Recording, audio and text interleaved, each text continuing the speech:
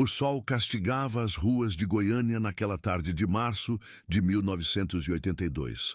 Emiliano Leonardo, ou apenas Léo, como era conhecido pelos amigos, caminhava com seu violão surrado pelas calçadas quentes do setor Campinas. Aos 19 anos, o jovem de Goianápolis carregava não apenas o instrumento nas costas, mas também o sonho de fazer da música sertaneja seu ganha-pão. Hoje vai ser diferente, murmurava para si mesmo, enxugando o suor da testa com as costas da mão calejada pelo trabalho na roça.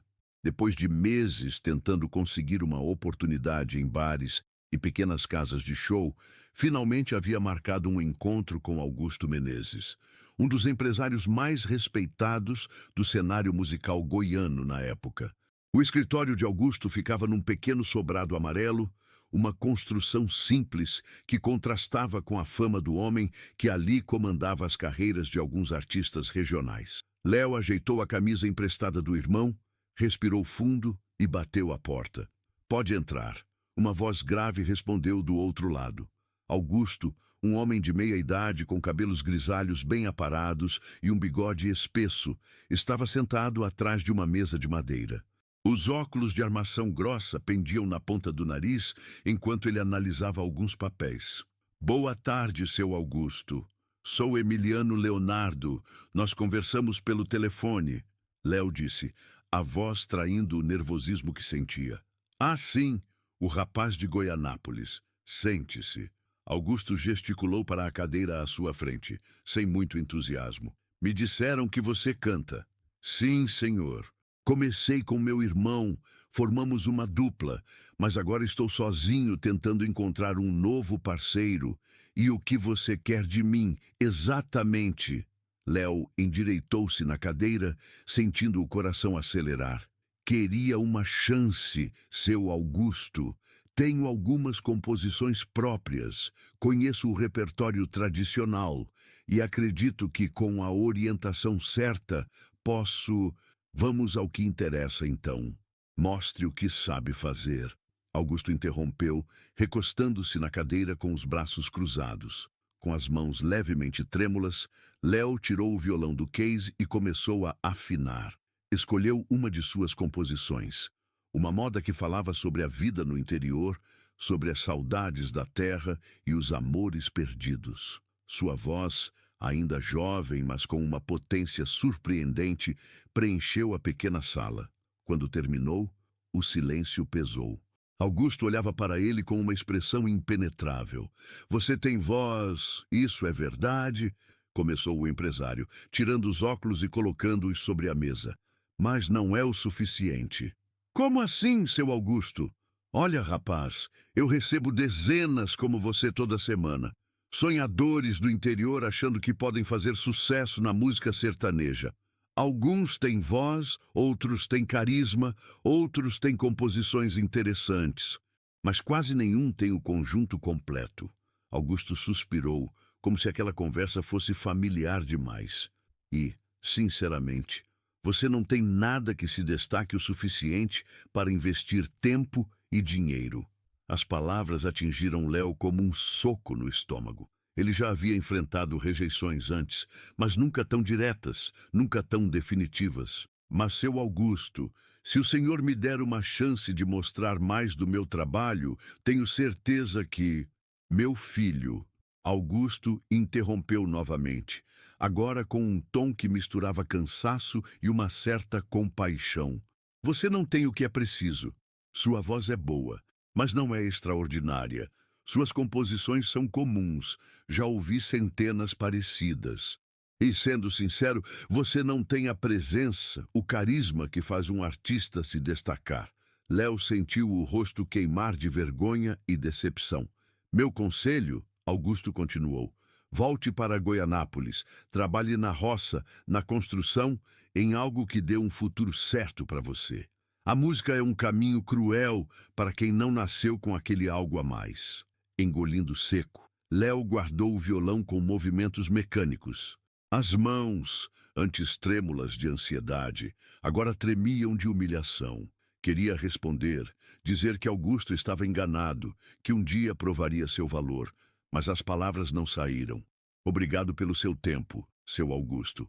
Foi tudo o que conseguiu dizer antes de se levantar. Na saída, Augusto ainda acrescentou: não leve para o lado pessoal, rapaz. Estou fazendo um favor a você, poupando seu tempo e dinheiro numa carreira que não vai decolar. Léo desceu as escadas do sobrado amarelo, sentindo o peso do mundo nas costas. Lá fora, Goiânia continuava fervilhando sob o sol inclemente, indiferente aos sonhos despedaçados de mais um jovem cantor.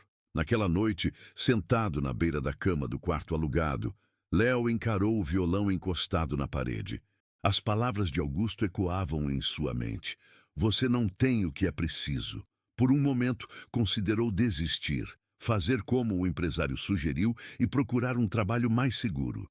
Mas então pegou o violão novamente e, quase sem perceber, começou a dedilhar uma nova melodia. Os versos vieram naturalmente, carregados da dor e da frustração daquele dia. Era uma canção sobre rejeição, sobre portas fechadas, mas também sobre persistência. Sem saber, naquela noite de desalento, Léo compunha o que viria a ser um de seus primeiros sucessos anos depois. Augusto está enganado, murmurou para si mesmo enquanto guardava o violão. E um dia vou provar isso. 10 anos se passaram desde aquela tarde no escritório do Sobrado Amarelo.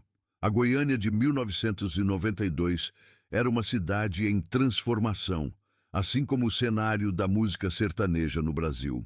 O que antes era considerado música regional, restrita ao interior do país, agora ganhava os grandes centros urbanos e as rádios nacionais.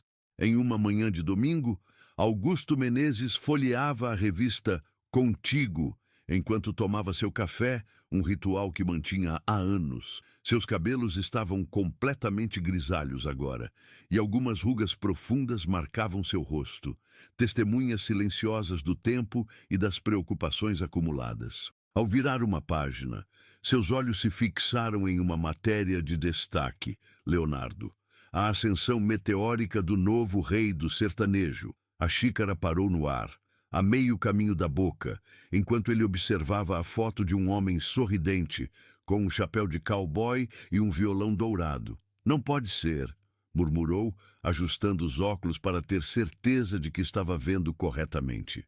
Ali estava Emiliano Leonardo, ou apenas Leonardo, como era conhecido nacionalmente agora, sorrindo na capa da revista após o sucesso estrondoso do álbum Boiadeiro Apaixonado, que havia vendido mais de 1 milhão de cópias em poucos meses. Augusto começou a ler a matéria com crescente desconforto. O artigo contava a trajetória de Leonardo, desde seus humildes começos em Goianápolis, até se tornar, ao lado de seu irmão e depois em carreira solo, um dos artistas mais bem pagos do Brasil. Mencionava as dificuldades iniciais, as portas fechadas, os empresários que não acreditaram em seu potencial. Muitos não viam em mim o que eu sabia que tinha dentro, dizia Leonardo na entrevista. Houve um empresário em particular, em Goiânia, que me disse para desistir e voltar para a roça. Palavras duras, mas que, de certa forma, me deram a garra para seguir em frente. Augusto sentiu um nó no estômago. Ele sabia exatamente quem era aquele empresário. Naquela mesma semana, em São Paulo, Leonardo desembarcava de um voo vindo do Rio de Janeiro. Havia acabado de gravar uma participação especial no Fantástico e se preparava para mais uma série de shows pelo país. Aos 29 anos, estava no auge de sua carreira e de sua forma física, exibindo o visual que havia se tornado sua marca registrada. O chapéu, as botas de couro de jacaré e a camisa de estampa xadrez desabotoada até o meio do peito. O Leonardo: onde você vai querer jantar hoje? Perguntou Cláudio Pessutti, seu novo empresário e amigo de longa data, enquanto caminhavam pelo aeroporto de Congonhas, cercados por uma pequena equipe de segurança que mantinha os fãs a uma distância segura. Estou com saudade de comida goiana, Cláudio. Acha uma moda de viola com uma boa pamonha e eu sou um homem feliz, respondeu o cantor. distribuindo sorrisos e acenos para os fãs que o reconheciam. A vida de Leonardo agora era um turbilhão de compromissos, shows, gravações e viagens. Longe estava o jovem tímido que suava frio antes de apresentações em pequenos bares de Goiânia. O sucesso havia trazido confiança, mas também uma certa nostalgia dos tempos mais simples. Naquela noite, após o jantar em um restaurante goiano em Moema, Leonardo estava em seu quarto de hotel, olhando pela janela para a cidade iluminada, quando o telefone tocou. Leonardo, é o Cláudio. Desculpe ligar essa hora, mas acabei de receber um contato interessante. Pode falar, estou acordado. Um tal de Augusto Menezes, de Goiânia, diz que te conhece dos tempos antigos e quer marcar uma reunião. Mencionou algo sobre uma oportunidade de negócio. Leonardo ficou em silêncio por alguns segundos, o nome imediatamente despertando memórias que julgava esquecidas. Augusto Menezes. Eu conheço sim. Quer que eu marque? Outra pausa. Não, Cláudio. Diga a ele que minha agenda está cheia nos próximos meses. Após desligar, Leonardo abriu a mala e retirou um pequeno caderno de anotações, já amarelado pelo tempo. Era ali que guardava suas primeiras composições, incluindo aquela escrita na noite após a rejeição de Augusto. Folheou até encontrá-la e leu os versos em silêncio, um sorriso irônico formando-se em seus lábios. Enquanto isso, em Goiânia, Augusto Menezes recebia a notícia da recusa com um misto de frustração e vergonha. Seu escritório no sobrado amarelo já não era mais o mesmo. Os artistas que gerenciava haviam migrado para empresários maiores em São Paulo e Rio de Janeiro, seguindo a tendência de nacionalização do sertanejo. Os novos talentos já não o procuravam como antes, preferindo tentar a sorte diretamente nas capitais do Sudeste. Sentado em sua cadeira, Augusto olhou para a parede onde antes exibia fotos com artistas promissores. Agora, muitos daqueles quadros estavam vazios, retirados após desentendimentos ou fins de contratos. A ironia não lhe escapava. O homem que havia construído uma carreira dizendo quem tinha ou não o que é preciso para o sucesso, agora via sua própria relevância diminuir a cada dia. Na manhã seguinte, Leonardo acordou cedo para uma sessão de fotos para a capa de seu novo álbum. Enquanto o maquiador trabalhava em seu rosto, comentou casualmente: "Sabe, ontem recebi um contato de um empresário de Goiânia, um tal de Augusto Menezes." "E o que ele queria?" perguntou o maquiador, sem tirar os olhos do trabalho. Leonardo deu de ombros. "Provavelmente o mesmo que todos querem agora. Uma fatia do bolo. Engraçado como as coisas mudam, né? Há 10 anos, esse mesmo cara me disse que eu não tinha futuro na música. E o que você vai fazer?" Leonardo sorriu para o espelho, ajustando o chapéu. "Por enquanto, nada. Deixa ele esperar um pouco. Quem sabe um dia a gente não se encontra de novo, em circunstâncias diferentes." A sessão de fotos seguiu normalmente, mas aquele nome, Augusto Menezes, permaneceu ecoando nos pensamentos de Leonardo pelo resto do dia. Não era rancor o que sentia. O sucesso é a melhor vingança, afinal. Mas uma curiosidade sobre como seria olhar nos olhos do homem que quase o fez desistir de tudo. Dezembro de 2002, véspera do Natal. As ruas de Goiânia estavam decoradas com luzes coloridas, e o calor típico do verão, no centro-oeste, fazia com que o espírito natalino tivesse um sabor peculiar, diferente das imagens de neve e lareira que dominavam os cartões de Natal importados.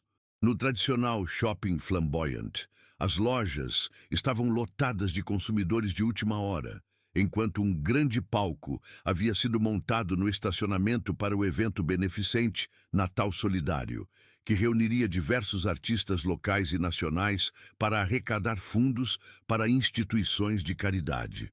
Leonardo, agora com 39 anos e consolidado como um dos maiores nomes da música brasileira, havia aceitado o convite para ser a atração principal do evento. Apesar da agenda lotada, sempre fazia questão de reservar um espaço para retornar às suas raízes e contribuir com causas sociais em sua terra natal. Nos bastidores do evento, a movimentação era intensa. Produtores corriam de um lado para outro, técnicos de som faziam os últimos ajustes e artistas locais aguardavam nervosamente sua vez de subir ao palco. Leonardo chegou discretamente pelos fundos, acompanhado por Cláudio Pessutti e uma pequena equipe. Vestia jeans, botas, uma camisa branca simples e o indefectível chapéu. Os anos haviam sido generosos com ele. Algumas rugas de expressão ao redor dos olhos e fios grisalhos nas têmporas apenas acrescentavam ao seu carisma. "Leonardo, que honra ter você aqui!" exclamou Regina Martins, a organizadora do evento, uma mulher enérgica na casa dos 50 anos. "Temos um camarim preparado especialmente para você. Se precisar de qualquer coisa, é só pedir." "Obrigado, Regina. Está tudo ótimo assim." Leonardo sorriu, sempre fiel à simplicidade que cultivava apesar do estrelato. "Quem mais vai se apresentar hoje?" "Temos algumas duplas locais, aqueles meninos do grupo Tradição que estão começando a fazer sucesso. E..." Regina hesitou por um momento. "Na verdade, temos uma apresentação especial. Augusto Menezes vai receber uma homenagem pelos seus 40 anos de contribuição à música sertaneja goiana." O nome fez Leonardo paralisar por um instante. 20 anos haviam se passado desde aquele dia no Sobrado Amarelo, mas a memória permanecia vívida. "Augusto Menezes, ele ainda está na ativa?" perguntou, tentando manter o tom casual. "Mais ou menos. Ele praticamente se aposentou há uns 5 anos, depois que a saúde começou a deteriorar. Diabetes, problemas cardíacos. Mas a prefeitura decidiu reconhecer sua contribuição para a cultura local." Leonardo assentiu lentamente. "Entendo. Bem, vou me preparar para o show então." No camarim, enquanto afinava seu violão, Leonardo não conseguia parar de pensar em Augusto. Por 2 décadas, aquele nome havia representado tanto a rejeição quanto a motivação em sua vida. Quantas vezes, nos momentos de dúvida, não havia se lembrado daquelas palavras duras e usado-as como combustível para seguir em frente? "Está tudo bem?" perguntou Cláudio, notando a distração do amigo. "Sim, só pensando em algumas coisas do passado." Naquele momento, uma batida na porta interrompeu a conversa. Regina colocou a cabeça para dentro do camarim. "Leonardo, desculpe incomodar, mas Augusto Menezes soube que você está aqui e pediu para falar com você antes da homenagem. Ele está no camarim 3. Devo dizer que você vai?" Leonardo trocou um olhar com Cláudio, que deu de ombros, deixando a decisão para ele. "Diga que eu vou em alguns minutos", respondeu finalmente. Quando Regina saiu, Cláudio perguntou: "Tem certeza? Você nunca quis encontrar com ele antes? Acho que já passou tempo suficiente." Leonardo respondeu, colocando o violão de lado. Para ser sincero, estou curioso para ver como ele está." O camarim 3 era consideravelmente menor que o seu. Leonardo bateu levemente na porta e ouviu um fraco "entre" vindo do interior. O homem, sentado em uma cadeira simples, pouco lembrava o imponente empresário que havia conhecido 2 décadas antes. Augusto Menezes estava visivelmente abatido, o rosto marcado não apenas pelo tempo, mas também pela doença. Os cabelos, completamente brancos, estavam rareando e seus olhos, antes penetrantes, pareciam cansados por trás dos óculos de armação grossa. "Leonardo", disse Augusto, tentando se levantar com dificuldade, "por favor, fique sentado." Leonardo apressou-se em dizer, estendendo a mão para cumprimentá-lo. Por um momento constrangedor, os dois apenas se olharam, o peso de 20 anos e de caminhos tão divergentes pairando entre eles. "Obrigado por vir." Augusto finalmente quebrou o silêncio. "Não tinha certeza se você aceitaria." "Para ser sincero, eu também não", respondeu Leonardo com franqueza. "Mas acho que certas coisas precisam ser colocadas em seu devido lugar." Augusto assentiu, um sorriso triste surgindo em seus lábios. "Você está certo. E é por isso que pedi para falar com você. Queria dizer pessoalmente que eu estava errado." Completamente errado. As palavras pairaram no ar por alguns segundos. Leonardo não esperava uma admissão tão direta. Sabe, continuou Augusto, passei anos observando sua ascensão, vendo você conquistar tudo o que conquistou. No início, tentei me convencer de que foi apenas sorte, ou que você havia mudado muito desde nosso encontro. Mas a verdade é que eu não vi o que estava bem na minha frente. E o que era? Perguntou Leonardo, genuinamente curioso. Determinação, autenticidade. Augusto fez uma pausa, como se buscasse as palavras certas. Aquele algo a mais que eu disse que você não tinha, na verdade era algo que eu não conseguia enxergar porque estava procurando nos lugares errados. Estava procurando uma cópia do que já existia, não alguém que pudesse criar algo novo. Leonardo não respondeu imediatamente. As palavras de Augusto tocavam em algo profundo, em uma ferida que ele acreditava cicatrizada, mas que ainda guardava certa sensibilidade. Você sabe, disse finalmente, naquela noite, depois de sair do seu escritório, quase desisti. Quase acreditei que você estava certo. O que te fez continuar? Leonardo sorriu, lembrando-se. Raiva, no início. Queria provar que você estava errado. Depois foi o amor pela música mesmo e o apoio de pessoas que acreditaram em mim quando eu mesmo duvidava. Um silêncio confortável se estabeleceu entre eles. Lá fora, podiam ouvir o burburinho crescente da plateia que se formava para o evento. Eu tenho um pedido, disse Augusto finalmente. Sei que não tenho direito de pedir nada, mas o que é? Na homenagem que vão me fazer hoje, eu queria que você estivesse no palco comigo. Seria uma forma de fechar um ciclo, de mostrar publicamente que reconheço meu erro. Leonardo considerou o pedido por um momento. Não havia mais ressentimento em seu coração, apenas a compreensão de que ambos eram humanos, imperfeitos, capazes de erros e acertos. Vou estar lá, respondeu simplesmente. Quando saiu do camarim, Cláudio o esperava no corredor, a curiosidade estampada no rosto. E então, como foi? Leonardo refletiu por um momento. Foi libertador, de certa forma. Para nós dois, acho. Naquela noite, quando o apresentador chamou Augusto Menezes ao palco para receber a homenagem pelos seus 40 anos de contribuição à música goiana, a plateia aplaudiu educadamente. Augusto, caminhando com dificuldade, apoiado em uma bengala, parecia pequeno sob as luzes do palco. Ao longo de 4 décadas, disse ele ao microfone, a voz fraca, mas firme. Tive o privilégio de trabalhar com muitos talentos, de ajudar a construir algumas carreiras, mas também cometi erros, erros dos quais me arrependo profundamente. Um murmúrio percorreu a plateia. Não era o tipo de discurso que esperavam em uma homenagem. O maior desses erros está aqui hoje, continuou Augusto, e, com sua generosidade, aceitou dividir este momento comigo.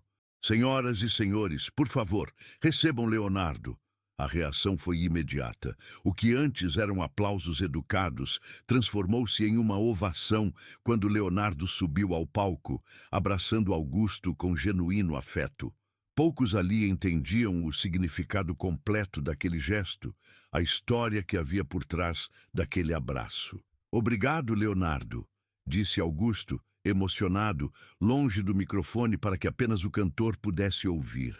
Por não deixar que minha falta de visão matasse seu sonho. Leonardo sorriu, pegando o violão que um assistente lhe entregava. Vamos mostrar para eles como se faz música de verdade, seu Augusto. E ali, sob as luzes do palco, os 2 homens cujos caminhos haviam se cruzado de maneiras tão significativas deram início a um dueto improvável.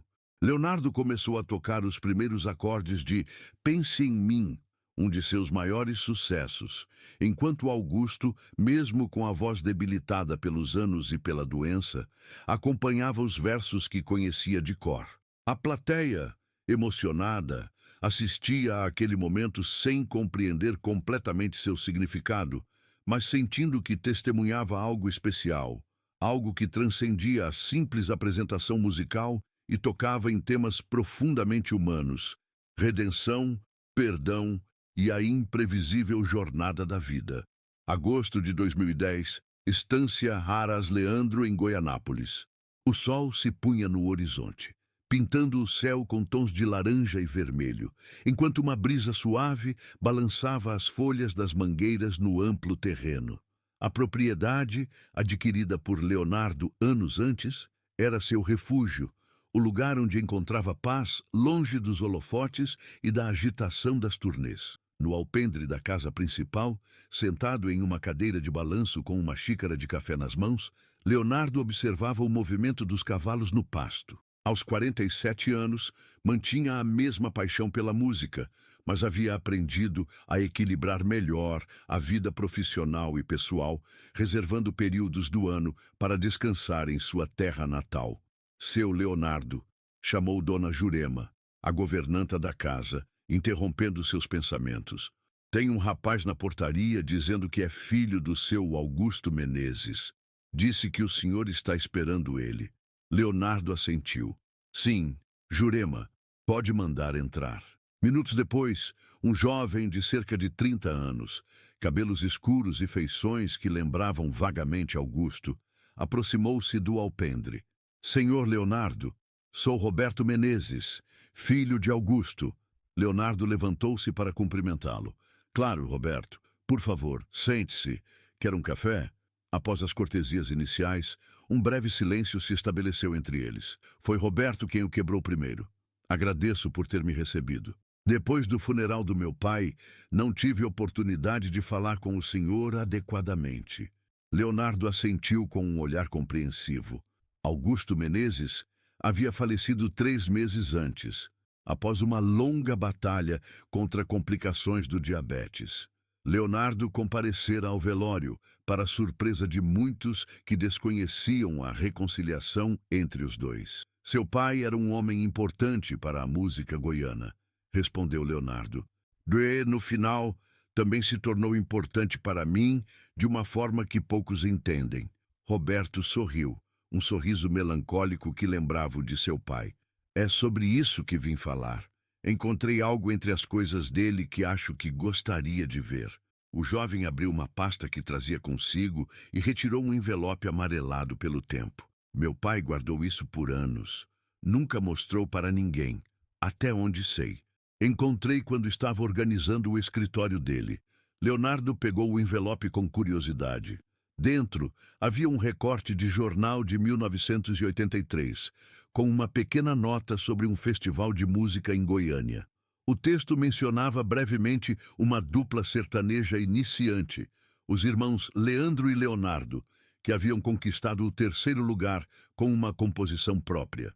Junto ao recorte havia um bilhete escrito à mão, com a caligrafia que Leonardo reconheceu como sendo de Augusto. Talvez eu estivesse errado sobre o rapaz de Goianápolis. Observar, ele guardou isso todo esse tempo, murmurou Leonardo, genuinamente surpreso. Tem mais, disse Roberto, entregando-lhe outro envelope, este mais recente. Isso ele escreveu poucos dias antes de partir. Leonardo abriu o segundo envelope com cuidado. Era uma carta endereçada a ele, datada de apenas uma semana antes do falecimento de Augusto. Leonardo, se você está lendo isto, significa que já não estou mais aqui. Pedi ao Roberto que lhe entregasse esta carta, pois há coisas que, mesmo após nossa reconciliação, nunca consegui dizer pessoalmente.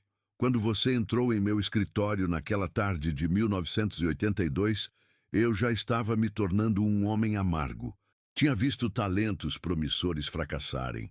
Tinha apostado em pessoas que me decepcionaram e começava a duvidar da minha própria capacidade de reconhecer o verdadeiro potencial artístico. O que disse a você naquele dia não era apenas sobre você, era sobre mim, sobre meus medos, minhas frustrações.